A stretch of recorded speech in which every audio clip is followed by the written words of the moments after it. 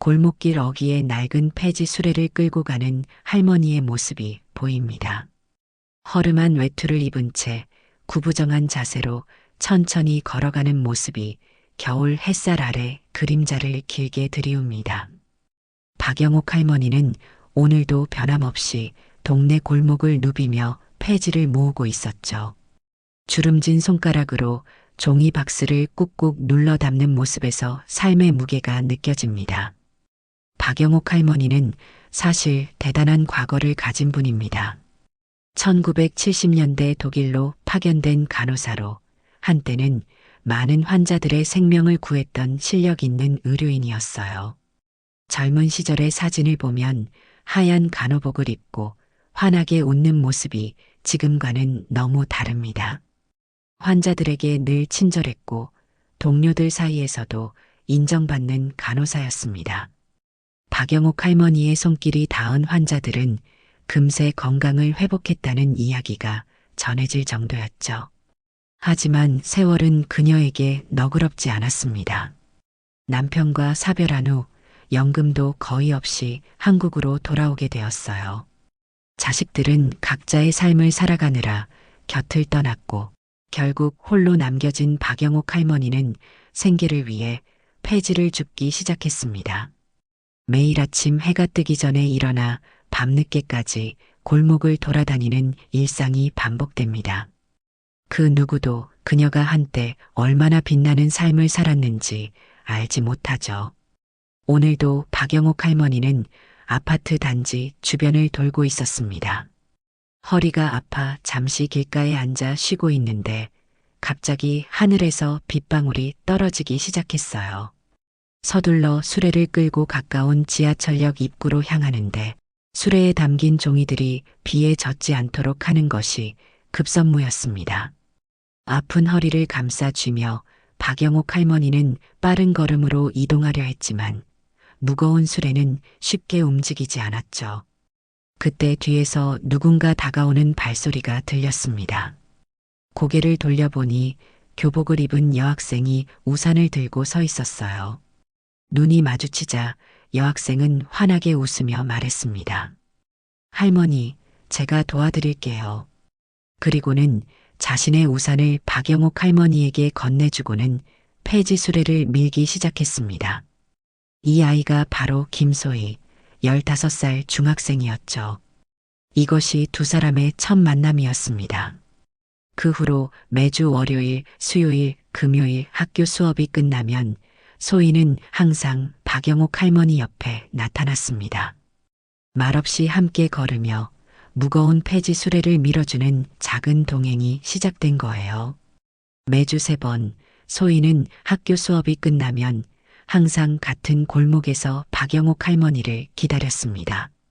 처음에는 어색했지만 이제는 말없이도 서로를 이해하는 사이가 되었어요. 소희는 할머니의 무거운 수레를 밀며 골목길을 함께 걸었죠. 두 사람 사이에는 많은 대화가 오가지 않았습니다. 그저 가끔 할머니가 오늘은 학교 어땠니? 라고 물으면 소희는 간단히 하루 있었던 일을 이야기할 뿐이었어요. 그날도 소희는 평소처럼 할머니를 도와 폐지를 줍고 있었습니다. 가을비가 내리기 시작하자 소희는 가방에서 우산을 꺼내 할머니와 함께 썼죠. 좁은 우산 아래서 두 사람은 어깨를 맞대고 걸었습니다. 박영옥 할머니의 주름진 손등에 빗방울이 떨어지는 모습을 보며 소희는 문득 할머니의 과거가 궁금해졌어요. 할머니, 예전에는 어떤 일을 하셨어요? 소희가 조심스럽게 물었습니다. 박영옥 할머니는 잠시 걸음을 멈추고 먼 하늘을 바라봤어요. 독일에서 간호사로 일했었단다. 젊었을 때 파독 간호사로 가서 거의 30년을 그곳에서 보냈지. 소희의 눈이 커졌습니다. 와, 정말요? 그럼 독일어도 하실 수 있겠네요. 박영옥 할머니는 희미하게 웃으며 몇 마디 독일어를 말했어요. 소희는 처음 듣는 외국어에 신기해하며 할머니를 새롭게 바라봤습니다. 평소에 볼 수 없었던 할머니의 자랑스러운 표정이 인상적이었죠. 그런데 어떻게 한국으로 돌아오게 되셨어요? 소희가 물었습니다. 할머니의 표정이 순간 어두워졌어요. 남편이 먼저 하늘나라로 가버렸거든. 혼자 남으니 마음이 외로워서 고향에 돌아왔지. 그런데 오랫동안 한국을 떠나 있다 보니 돌아올 곳이 마땅치 않더구나. 소희는 할머니의 손을 조심스럽게 잡았습니다. 더 이상 질문하지 않았지만 할머니의 구분 등에 얼마나 많은 사연이 담겨 있는지 느낄 수 있었어요. 두 사람은 다시 말없이 걸었습니다. 빗소리만 우산을 두드리는 가운데 소희는 할머니의 삶을 상상했죠. 그렇게 함께 걷다가 해가 저물 무렵 박영옥 할머니는 작은 연립주택 앞에서 걸음을 멈췄습니다. 오늘도 고마워, 소희야. 여기서부터는 혼자 갈게. 할머니는 항상 자신의 집에 소희를 들이지 않았어요. 아마도 초라한 살림살이를 보여주기 싫었던 것 같습니다. 소희는 인사를 하고 돌아서는 할머니의 뒷모습을 오래도록 바라봤죠. 가로등 불빛 아래 천천히 사라지는 할머니를 보며 소희는 왠지 모를 따뜻함과 슬픔을 동시에 느꼈습니다. 그날 밤 소희는 침대에 누워 할머니 이야기를 곱씹었어요. 독일에서 간호사로 일했다는 사실이 새삼 놀라웠습니다. 폐지를 줍는 할머니의 모습 너머에 숨겨진 자랑스러운 과거가 있었던 거죠. 그날 밤 박영옥 할머니도 홀로 방에 앉아 생각에 잠겼습니다.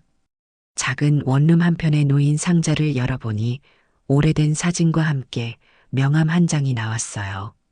그것은 다름 아닌 자신의 아들, 대한민국 굴지의 기업회장 박준우의 명함이었습니다. 할머니는 명함을 오랫동안 바라봤죠.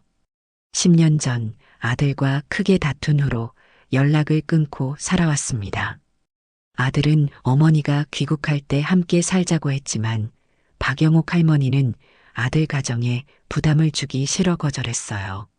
그 일로 둘 사이에 벽이 생겼고 이제는 서로 연락조차 하지 않게 되었습니다. 밤이 깊어갑니다. 박영옥 할머니는 오래된 서랍을 열어 낡은 가방을 꺼냈습니다. 그 안에는 젊은 시절 독일에서 찍은 사진들과 함께 여러 편지들이 고이 접혀 있었어요. 한 장 한 장 넘겨보며 할머니는 과거의 기억 속으로 빠져들었죠. 독일 병원에서 환자들과 찍은 사진, 남편과의 결혼식 사진, 그리고 아들 박준우가 대학 졸업식 날 찍은 사진까지. 시간은 많은 것을 변화시켰지만 사진 속 추억만은 그대로 남아 있었습니다. 특히 아들의 사진을 보며 박영옥 할머니의 눈시울이 붉어졌어요. 아들 박준우는 독일에서 태어나 한국으로 유학 온 후 놀라운 사업 수완으로 대기업을 일구어냈습니다. 지금은 수천 명의 직원을 거느린 회사의 회장이 되었죠. 하지만 성공한 아들과 달리 할머니는 폐지를 주우며 살고 있었습니다. 이는 전적으로 할머니의 선택이었어요. 아들이 여러 번 함께 살자고 제안했지만 할머니는 자신의 인생은 스스로 책임지고 싶다며 거절했습니다. 소희 아이를 보니 마음이 약해지는구나. 할머니는 중얼거렸어요. 소희와 함께 걸으며 느꼈던 따뜻함이 오랫동안 잊고 있던 가족의 소중함을 다시 일깨웠습니다. 할머니는 전화기를 바라보다가 천천히 손을 뻗어 수화기를 들었죠. 오랜 망설임 끝에 아들의 번호를 눌렀습니다. 여보세요? 한참 만에 들려온 아들의 목소리에 할머니는 잠시 말을 잇지 못했어요. 준우야. 떨리는 목소리로 할머니가 말했습니다. 엄마다. 전화기 너머로 잠시 침묵이 흘렀습니다. 그리고 이내 아들의 놀란 목소리가 들려왔어요. 어머니, 갑자기 무슨 일이세요? 어디 아프신 거예요? 아니, 아프진 않아. 그냥 오랜만에 내 목소리가 듣고 싶어서. 할머니는 울컥하는 감정을 억누르며 말을 이었습니다. 사실은 부탁하고 싶은 게 있어서. 할머니는 소위 이야기를 시작했어요. 매주 3번 자신을 도와주는 중학생 이야기를 하며 할머니의 목소리는 점점 활기를 띠었습니다. 그 아이가 얼마나 착하고 성실한지, 어려운 환경에서도 열심히 공부하는 모습이 얼마나 대견한지 말이죠. 그 아이를 좀 도와주었으면 해. 하지만 절대 내가 부탁했다는 건 말하지 마. 그리고 시애처럼 느껴지게 하지도 마. 그 아이의 자존심을 지켜주면서 도와주었으면 좋겠어. 할머니의 목소리는 단호했습니다. 아들 박준우는 잠시 침묵하다가 대답했어요. 알겠습니다, 어머니. 내일 당장 그 학교에 가보겠습니다. 그런데 어머니는 정말 괜찮으신 거예요? 제가 모시러 가도. 됐어. 나는 내 삶이 있으니까. 그 아이만 도와줘. 할머니는 단호하게 말을 잘랐습니다. 통화를 마친 후 박영옥 할머니는 오랜만에 편안한 마음으로 잠자리에 들었어요. 내일부터는 소희를 만나지 않기로 했습니다. 이제 소희는 자신의 도움 없이도 충분히 빛날 수 있을 테니까요. 할머니는 불을 끄며 속삭였습니다. 고마워, 소희야. 내가 있어서 다시 한번 용기를 낼 수 있었어. 한편 그날 밤 소희도 깊은 생각에 잠겨 있었어요. 할머니와 함께한 시간들이 머릿속을 스쳐 지나갔습니다. 처음엔 그저 도움이 필요해 보이는 할머니를 돕고 싶은 마음에 시작했지만 이제는 할머니가 소희의 일상에서 중요한 부분이 되었죠. 소희는 내일도 할머니를 만나게 될 것을 기대하며 잠이 들었습니다. 다음 날 아침 소희는 평소와 다름없이 학교에 등교했습니다. 첫 교시가 시작되기 전 갑자기 담임 선생님이 소희를 교장실로 오라는 메시지를 전했어요. 소희는 의아한 마음으로 교장실 앞에 섰습니다. 무슨 일이지? 내가 뭘 잘못했나? 두근거리는 마음으로 문을 두드렸죠. 들어오세요. 교장 선생님의 목소리가 들렸습니다. 소희가 조심스럽게 문을 열자 교장 선생님 앞에 고급스러운 정장을 입은 남자가 앉아 있었어요. 낯선 사람을 보고 소희는 잠시 주춤했습니다. 교장 선생님이 미소를 지으며 말했죠. 소희야, 이쪽은 박준우 회장님이시다. 너와 이야기하고 싶다고 하셨어. 소희는 더욱 혼란스러워졌습니다. 대기업 회장이라는 사람이 왜 자신을 만나려는 걸까요? 박준우는 따뜻한 미소로 소희에게 인사했어요. 안녕, 김소희 학생. 잠시 얘기 좀 나눌 수 있을까? 소희는 긴장한 모습으로 고개를 끄덕였습니다. 박준우는 교장 선생님을 바라보며 말했어요. 잠시만 저희 둘이 이야기할 수 있을까요? 교장 선생님은 이해한다는 듯 미소 지으며 교장실을 나갔습니다. 방 안에 둘만 남자 박준우는 진지한 표정으로 소희를 바라봤죠.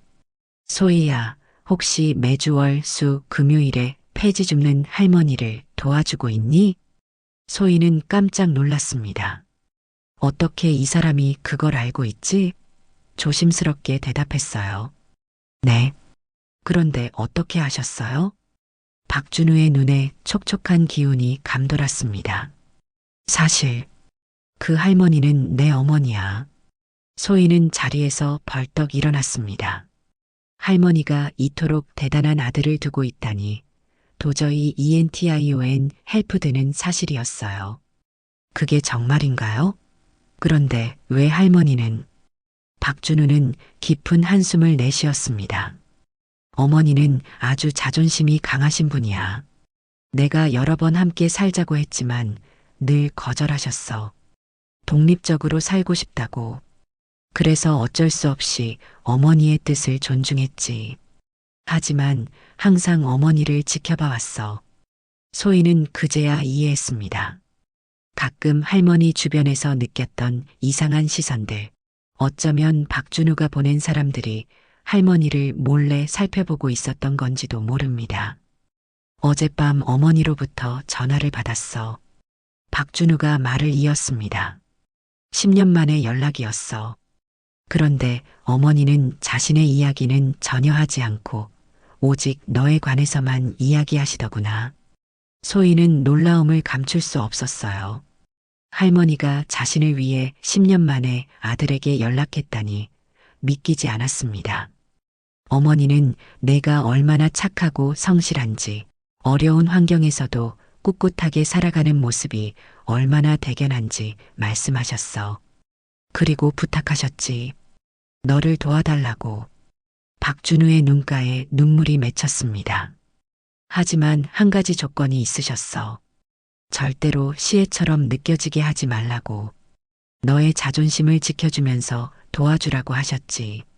소희의 눈에도 눈물이 고였습니다. 할머니의 마음이 이렇게 따뜻했다니. 소희의 마음속에서 할머니의 모습이 더욱 크게 자리 잡았어요. 박준우는 가방에서 서류 봉투를 꺼냈습니다. 이건 우리 회사에서 운영하는 장학재단의 서류야. 내 학교 성적과 환경을 고려해서 고등학교 졸업할 때까지 학비와 생활비를 지원하려고 해. 물론 장학생 선발 절차를 통과한 거니까 누구한테도 민폐 끼치는 일은 아니야. 소희는 박준우가 건넨 서류를 바라보며 복잡한 감정에 휩싸였습니다. 할머니의 마음씨가 이렇게 따뜻했다니 그동안 함께 걸었던 길이 더욱 특별하게 느껴졌어요. 하지만 한편으로는 마음이 무거웠습니다. 할머니를 더 이상 만나지 못하게 될지도 모른다는 생각이 들었기 때문이죠. 회장님, 그럼 할머니는 앞으로 어떻게 되시나요? 소희가 조심스럽게 물었습니다.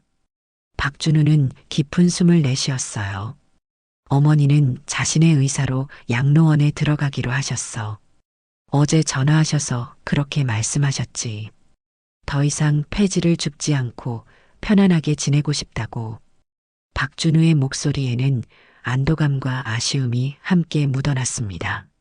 소희는 가슴이 먹먹해졌어요. 할머니와 함께했던 시간들이 주마등처럼 스쳐 지나갔습니다. 비 오는 날 함께 우산을 쓰고 걸었던 순간, 할머니가 들려주셨던 독일 이야기, 그리고 매번 헤어질 때 할머니가 건네던 따뜻한 미소까지. 할머니께 인사드릴 수 있을까요? 소희가 간절한 눈빛으로 물었습니다. 박준우는 미소를 지으며 고개를 저었어요. 어머니께서 특별히 당부하셨어. 내게 아무 말도 하지 말고 그냥 조용히 떠나게 해달라고. 어머니는 이별의 순간을 무척 어려워하셔서. 박준우의 목소리가 살짝 떨렸습니다. 하지만 언젠가 어머니께서 마음의 준비가 되시면 꼭 다시 만날 수 있을 거야. 소희는 눈물을 참으며 고개를 끄덕였습니다. 할머니의 뜻을 존중해야 한다는 생각이 들었어요. 박준우는 이어서 말했죠. 소희야, 어머니는 내가 자신에게 준 것이 단순한 도움이 아니라 삶의 의미였다고 하셨어. 매주 3번 내가 찾아오는 날이 어머니의 가장 행복한 시간이었대. 소희의 눈에서 눈물이 흘러내렸습니다. 그동안 자신이 할머니에게 그렇게 소중한 존재였다니 생각지도 못했어요. 소희에게 할머니는 존경스러운 어른이었고 할머니와 함께하는 시간은 묘한 평온함을 주었습니다. 그럼 저는 어떻게 해야 하나요? 소희가 떨리는 목소리로 물었습니다. 박준우는 따뜻한 미소를 지었어요. 평소처럼 생활하면 돼. 학교에 다니고 열심히 공부하고. 다만 이제는 좀 더 편안한 마음으로 재정적인 걱정 없이 내 꿈을 향해 나아갈 수 있도록 우리 재단에서 지원할 테니까. 소희는 고개를 끄덕였습니다. 그리고 문득 한 가지 생각이 떠올랐어요.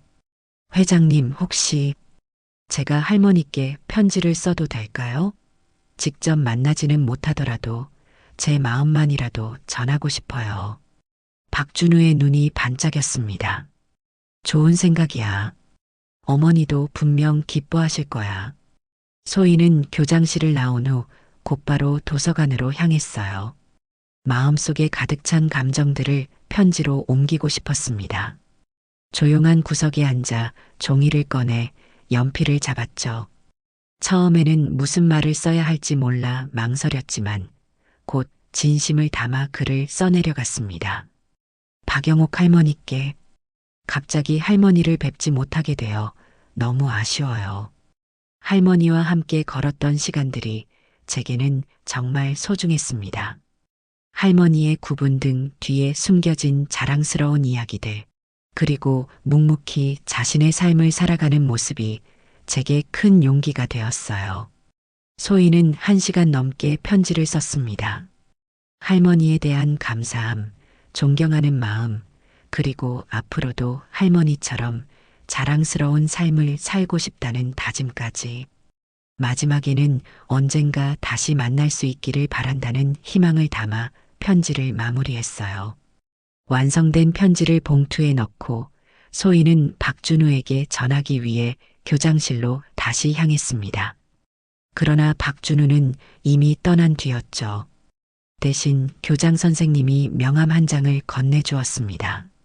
박 회장님께서 편지가 준비되면 이 번호로 연락하라고 하셨단다. 소희는 감사 인사를 전하고 학교를 나섰어요. 이제 평소처럼 할머니를 만나러 갈 시간이었지만 할머니는 더 이상 그곳에 계시지 않겠죠. 습관처럼 발걸음이 할머니를 만나던 골목으로 향했습니다. 소희는 빈 골목을 바라보며 잠시 서 있었어요. 할머니가 폐지 수레를 끌고 천천히 걸어오던 모습이 눈앞에 선명하게 그려졌습니다. 며칠이 지났습니다. 소희는 할머니가 더 이상 보이지 않는 골목을 지나며 허전한 마음을 달래고 있었어요. 학교에서 돌아오는 길, 갑자기 하늘에서 비가 내리기 시작했습니다. 소희는 우산을 펼치며 할머니 생각이 났죠. 비가 올 때마다 할머니는 폐지가 젖지 않도록 얼마나 조심했는지. 집에 도착한 소희는 우편함을 확인했습니다. 평소와 다르게 봉투 하나가 들어 있었어요. 발신인 없이 소희의 이름만 정성스럽게 적혀 있었죠. 의아한 마음으로 봉투를 열어보니 안에는 장학금 증서와 함께 작은 편지가 들어 있었습니다. 소희에게 당신은 한 사람의 인생의 햇살이었답니다. 이제 당신의 길에도 그런 햇살이 함께하기를. 당신 덕에 내 하루가 덜 외로웠습니다. 그러니 당신의 미래는 혼자가 아니기를 바랍니다. 소희는 편지를 읽으며 눈물이 흘렀습니다. 할머니의 정성 어린 글씨체였어요. 장학금 증서를 보니 고등학교 졸업 때까지의 학비는 물론 대학교 장학금까지 약속되어 있었습니다. 또한 해외 유학 프로그램에 참여할 수 있는 추천서까지 동봉되어 있었죠. 소희에게는 꿈 같은 일이었습니다. 소희는 침대에 앉아 할머니의 편지를 몇 번이고 다시 읽었어요.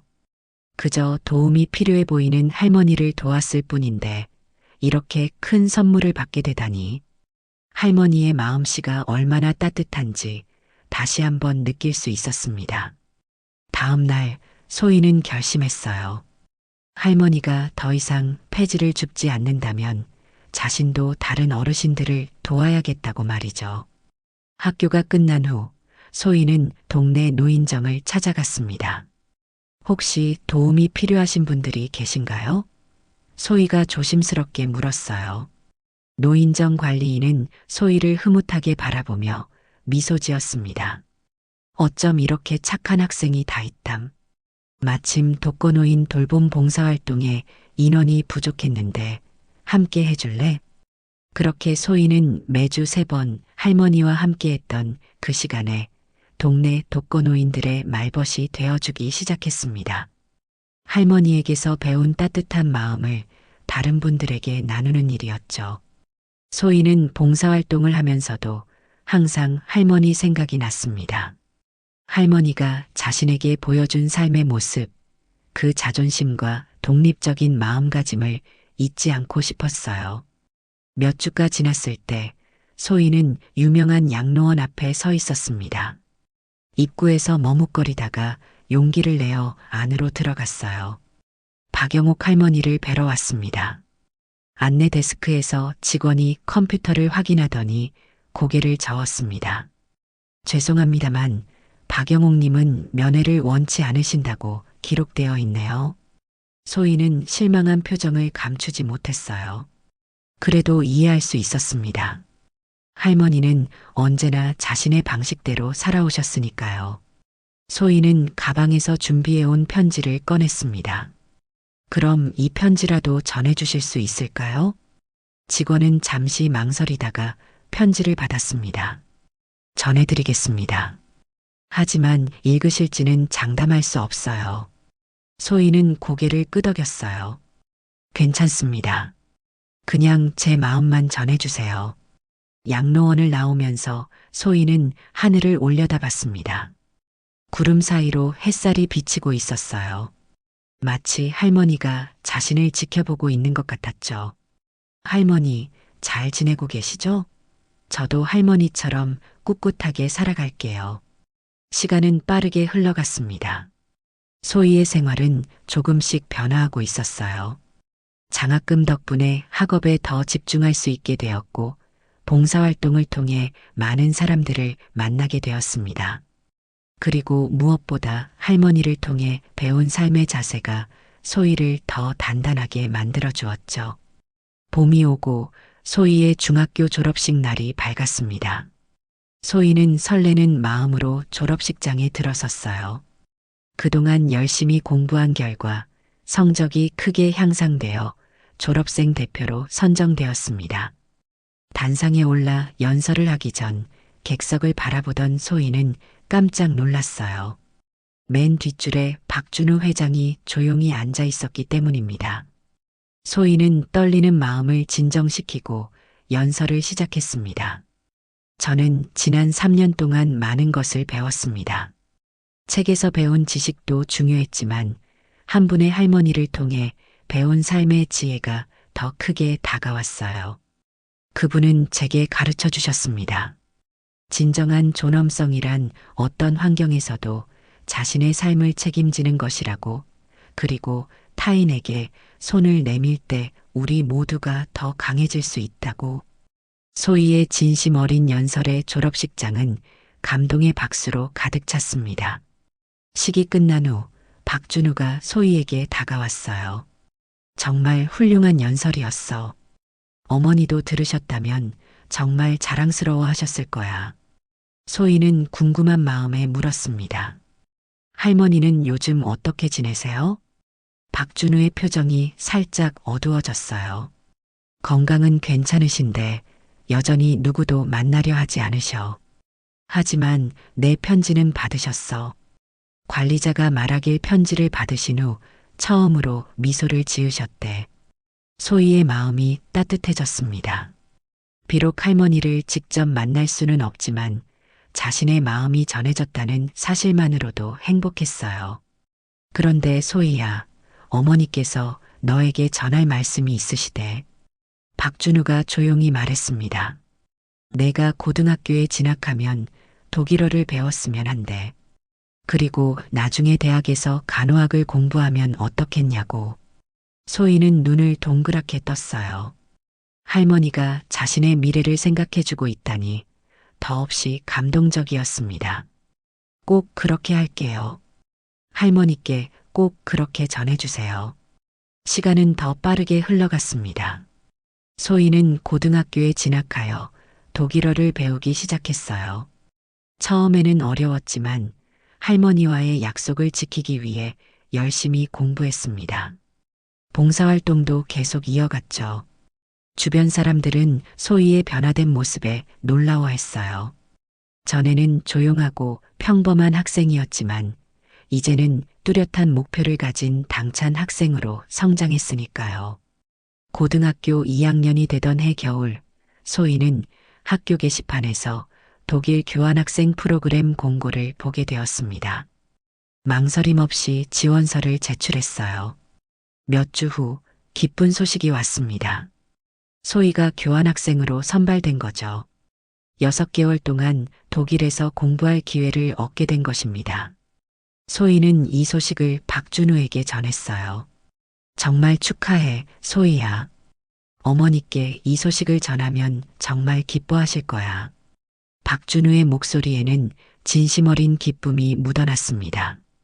독일로 떠나기 전날 밤, 소희는 할머니에게 편지를 썼어요. 할머니, 저 내일 독일로 떠납니다. 할머니께서 일하셨던 그 땅을 제가 직접 밟게 되다니 정말 기대됩니다. 할머니의 발자취를 따라가는 것 같아 가슴이 벅차요. 그곳에서 할머니의 이야기도 더 많이 찾아볼게요. 할머니께서 저에게 주신 이 기회를 절대 헛되이 하지 않겠습니다. 소희는 독일에 도착한 후 할머니가 일했던 병원을 찾아갔습니다. 놀랍게도 병원 역사관에는 파독 간호사들의 사진이 전시되어 있었어요. 그 중에서 소희는 젊은 시절의 박영옥 할머니를 발견했습니다. 환한 미소로 카메라를 바라보고 있는 할머니의 모습이 인상적이었죠. 독일에서의 시간은 소희에게 큰 변화를 가져왔습니다. 할머니가 걸었던 길을 따라가며 소희는 더 넓은 세상을 경험했어요. 독일어 실력도 빠르게 향상되었고 간호학에 대한 관심도 더욱 커졌습니다. 박영옥 할머니가 일했던 병원에서 봉사활동을 하며 소희는 할머니의 발자취를 더 가까이 느낄 수 있었죠. 어느 날 소희는 병원 자료실에서 놀라운 발견을 했습니다. 1980년대 발행된 병원 소식지에 박영옥 할머니의 이름이 큼지막하게 실려 있었어요. 헌신적인 간호로 중환자 5명을 구한 박영옥 간호사라는 제목의 기사였습니다. 소희는 감격에 겨워 그 자료를 복사해 한국으로 보냈어요. 할머니께 전해드리고 싶었습니다. 6개월의 시간이 빠르게 지나고 소희는 다시 한국으로 돌아왔습니다. 공항에 나온 부모님을 만나고 나서 소희는 곧장 박준우에게 연락했어요. 할머니께 선물로 드릴 독일 병원 자료와 사진들을 전하고 싶었기 때문입니다. 그러나 만남에서 박준우는 무거운 표정으로 소희를 맞이했습니다. 소희야, 미안하지만 어머니께서 많이 편찮으셔. 최근에 건강이 급속도로 나빠지셨어. 소희는 충격을 받았어요. 독일에 있는 동안 할머니 생각을 매일 했는데 이제 와서 이런 소식을 듣게 되다니 마음이 아팠습니다. 할머니를 뵐 수 있을까요? 박준우는 잠시 생각하더니 고개를 끄덕였어요. 어머니께서 내 이름을 부르셨어. 처음으로 누군가를 만나고 싶어 하셨지. 내일 함께 가보자. 다음 날 소희는 떨리는 마음으로 양로원을 찾았습니다. 박준우의 안내로 할머니의 방 앞에 서자 가슴이 두근거렸어요. 문을 열고 들어가니 창가에 앉아 있는 할머니의 모습이 보였습니다. 예전보다 훨씬 마른 모습이었지만 여전히 고요한 위엄이 느껴졌죠. 할머니, 소희가 떨리는 목소리로 불렀습니다. 천천히 고개를 돌린 박영옥 할머니의 눈에 눈물이 고였어요. 소희야, 정말 너구나. 소희는 달려가 할머니의 손을 잡았습니다. 차갑고 주름진 손이 소희의 따뜻한 손 안에 포근히 감겼어요. 보고 싶었어요, 할머니. 정말 많이. 할머니의 입가에 희미한 미소가 번졌습니다. 나도 그랬단다. 매일 내 생각을 했어. 독일은 어땠니? 소희는 독일에서의 경험, 할머니가 일했던 병원에서 봉사한 이야기, 그리고 찾아낸 할머니의 기사까지 모든 것을 이야기했어요. 할머니의 눈은 점점 더 빛나기 시작했습니다. 할머니, 이건 제가 할머니께 드리고 싶은 선물이에요. 소희는 가방에서 준비한 사진첩을 꺼냈습니다. 독일에서 찍은 사진들과 할머니가 일했던 병원의 모습, 그리고 발견한 기사까지 모두 정성스럽게 정리해 놓은 것이었죠. 박영옥 할머니는 떨리는 손으로 사진첩을 넘겨보았어요. 과거의 기억이 물밀듯이 밀려오는 듯 했습니다. 고맙구나, 소희야. 이렇게 나의 과거를 기억해 주다니. 소희는 할머니의 손을 꼭 잡았습니다. 할머니 덕분에 제 삶이 바뀌었어요. 그저 함께 걸었을 뿐인데 제 인생이 걸어갈 길을 보여주셨어요. 박영옥 할머니의 눈에서 눈물이 흘러내렸습니다. 그동안 굳게 닫아두었던 마음이 열리기 시작한 것 같았어요. 나도 내가 내 곁을 지켜준 덕분에 용기를 낼 수 있었단다. 주위의 도움의 손길을 내밀 수 있게 되었지. 그날 이후 소희는 틈틈이 할머니를 찾아갔습니다. 할머니의 건강은 조금씩 회복되어 갔어요. 더 이상 과거에 묶여 있지 않고 현재를 살아가는 법을 다시 배우고 있는 듯 했습니다. 어느 봄날 할머니는 소희에게 조용히 말했어요. 소희야, 너의 미래에 대해 생각해 봤니? 소희는 망설임 없이 대답했습니다. 간호사가 될 거예요. 할머니처럼. 그리고 나중에는 국경 없는 의사회에서 일하고 싶어요. 할머니처럼 세상에 도움이 되는 사람이 되고 싶어요. 할머니의 눈에 자랑스러움이 비쳤습니다. 내가 내 딸이었으면 좋았을 텐데. 소희는 할머니의 손을 꼭 잡았어요. 할머니, 저는 지금 할머니의 딸 같은 존재잖아요. 피는 섞이지 않았지만 마음은 이어져 있으니까요. 박영옥 할머니는 따뜻하게 미소 지었습니다. 그리고 서랍에서 작은 상자를 꺼냈어요. 이건 내가 간호사 시절에 썼던 배지야. 독일 병원에서 10년 근속 기념으로 받은 거지. 이제 내가 가져가렴. 소희는 감동의 눈물을 흘리며 배지를 받았습니다. 작지만 무게감 있는 배지에는 할머니의 삶과 자부심이 담겨 있었죠. 정말 감사합니다, 할머니. 이 마음 평생 간직할게요. 그렇게 한 할머니와 소녀의 인연은 세대를 뛰어넘어 더 깊은 유대로 발전했습니다. 소희가 폐지 줍는 할머니를 따라 걷던 그 순간이 두 사람의 인생을 완전히 바꿔놓은 시작점이 된 것이죠. 그저 함께 걸었을 뿐인데 내 인생이 걸어갈 길을 찾았습니다. 무심히 지나쳤다면 몰랐을 이야기, 한 할머니와 소녀의 따뜻한 인연이 세상을 바꾸는 시작이 되었습니다.